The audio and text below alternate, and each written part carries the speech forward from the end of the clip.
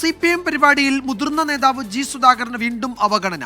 ആലപ്പുഴ ജില്ലാ കമ്മിറ്റിക്ക് കീഴിലുള്ള പഠന ഗവേഷണ കേന്ദ്രം സംഘടിപ്പിക്കുന്ന അടിയന്തരാവസ്ഥയുമായി ബന്ധപ്പെട്ട പരിപാടിയിലേക്ക് ജി സുധാകരനെ ക്ഷണിച്ചില്ല. നടപടിയെ ജി സുധാകരൻ പരോക്ഷമായി വിമർശിച്ചു. VS അച്യുതാനന്ദനും S രാമചന്ദ്രൻ പിള്ളയ്ക്കും പുറമെ ആലപ്പുഴയിൽ ജീവിച്ചിരിക്കുന്ന അടിയന്തരാവസ്ഥാ വിരുദ്ധ പ്രക്ഷോഭകാരികളിൽ ഒരാളാണ് ജി സുധാകരൻ. ഈ പശ്ചാത്തലം അവഗണിച്ചാണ് പാർട്ടി പരിപാടിയിൽ ക്ഷണമില്ലാത്തത്. CPIM നേതാവ് അഡ്വക്കേറ്റ് K അനിൽകുമാറാണ് അടിയന്തരാവസ്ഥയുടെ 50ാം വാർഷികാചരണ പരിപാടിയിൽ മുഖ്യപ്രഭാഷകൻ. അമ്പലപ്പുഴയിൽ ജി സുധാകരന്റെ വീടിന് സമീപത്താണ് പരിപാടി നിശ്ചയിച്ചിരിക്കുന്നത്.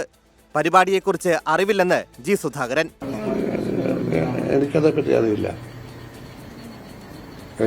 അതേപ്പറ്റി ഒന്നും അറിയില്ല.